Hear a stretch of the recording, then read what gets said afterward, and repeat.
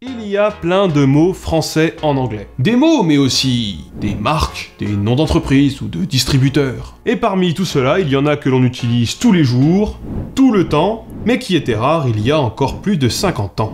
Vous le savez sûrement, mais l'anglais vient à l'origine de l'Angleterre. Et l'Angleterre, ce n'est pas loin.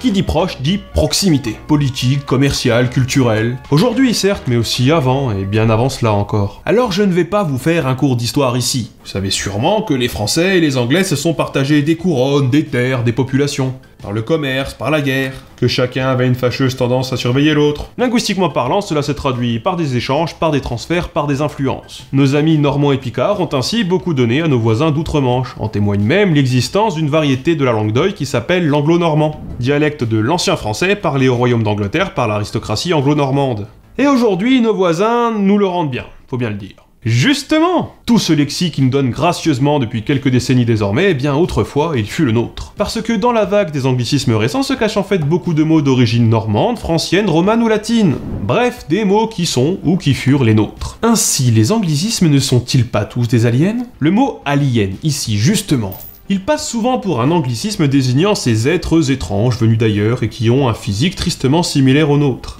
En plus vert ou en plus bleu, ça dépend. Pourtant, et ceux qui ont fait du latin le savent, le mot alien n'a rien de germanique. En latin, alienus signifie étranger, étrange. Et ce mot est introduit en vieil anglais par l'ancien français. Le mot va passer par plusieurs sens. Au 15e, un alien est une personne qui vit dans un pays d'où il n'est pas originaire. C'est donc un immigré. Au 17e, ce mot désigne quelqu'un de différent dans un sens plus profond. C'est quelqu'un de différent par nature. Le sens actuel, qui est aussi celui qui a été transmis en français au cours du dernier demi-siècle, n'apparaît qu'en 1920. Ce sens courant du mot alien est d'ailleurs profondément lié à la littérature de science-fiction. Le mot alien désigne alors aujourd'hui un extraterrestre. Pourtant, à l'origine, il est lié en latin à l'adjectif alius, autre, ou encore alias, un adverbe ayant eu plusieurs sens à travers les époques, comme à un autre moment, à un autre endroit, ou dans d'autres circonstances, que l'on retrouve aujourd'hui en anglais pour désigner un pseudonyme.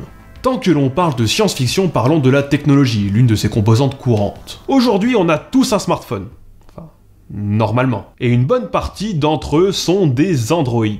Mais Android, avant d'être une marque qui par extension désigne tout téléphone capable d'aller sur internet et muni d'un capteur photo, c'est un mot désignant un robot à forme humaine. Le mot Android a refait surface en français là aussi grâce à l'anglais et grâce à sa littérature et à son cinéma de science-fiction. Pourtant, encore une fois, il s'agit d'un mot que l'on trouvait autrefois en français.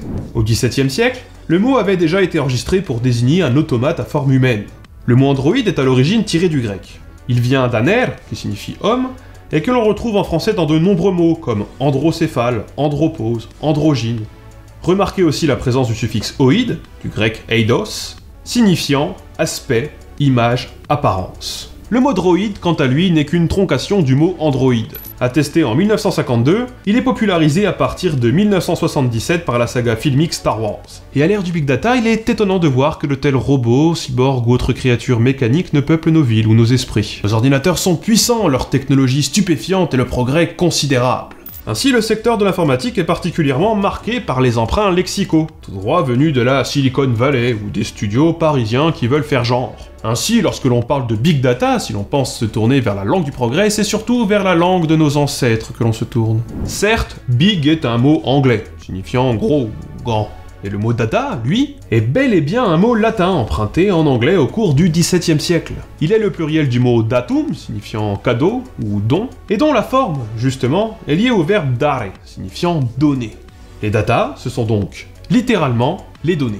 Pour autant, la locution Big Data ne date que de l'an 2000. Aujourd'hui, ce concept est omniprésent et pour beaucoup, c'est comme s'il avait toujours existé. Mais il y a encore peu, personne ne cherchait à analyser vos images, vos textes, vos logs. En fait, d'ailleurs, vous n'aviez même pas de log. Et oui, avant l'arrivée du Minitel et autres appareils informatiques, impossible de squatter OGame, WoW ou MySpace. Fut un temps, certains passaient leur journée à couper de vraies bûches plutôt que de les farmer sur Travian. Vous voyez pas le rapport, hein? Les logs, ce sont les identifiants. Ce mot que l'on retrouve aussi dans login, identifiant de connexion, ou occasionnellement sous d'autres formes, provient du verbe anglais to log, signifiant à l'origine enregistrer dans un journal. À l'origine, en revanche, le mot log vient du néerlandais et désigne une bûche. Il est là le rapport. Cette bûche, elle servait à déterminer la vitesse d'un navire après être jeté en mer. Ainsi, on tenait un journal des logs pour en noter l'évolution. Ce sens de journal, c'est bien celui que l'on retrouve dans le secteur de l'informatique. On le retrouve même dans le mot blog, troncation de weblog, soit journal de logs internet,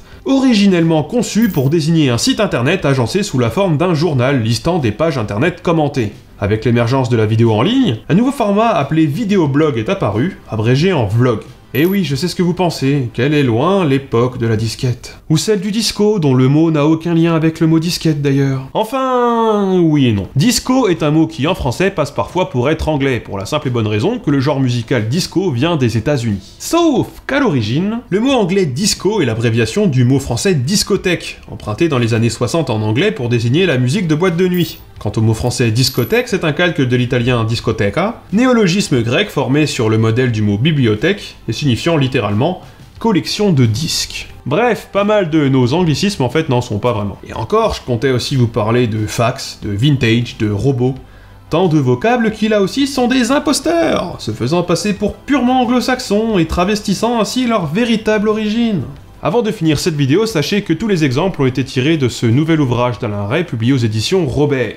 Cet ouvrage sort pour les 50 ans du petit Robert, il revient donc sur l'histoire lexicale française de ces 50 dernières années. Alain Ray est un linguiste dont je respecte énormément le travail, et d'ailleurs si vous regardez un peu les sources que je mets en description, son nom revient assez souvent. Je vous conseille donc la lecture de cet ouvrage, mais aussi de tous les ouvrages d'Alain Ray de manière générale. Certains d'entre eux sont d'ailleurs cités dans la bibliographie de mon propre livre. Voilà, donc cette vidéo est terminée, donc t'actives la cloche, tu t'abonnes, tu commentes, tu likes, tu partages, tu connais tout ça, tout le monde te dit tout le temps, et à la prochaine.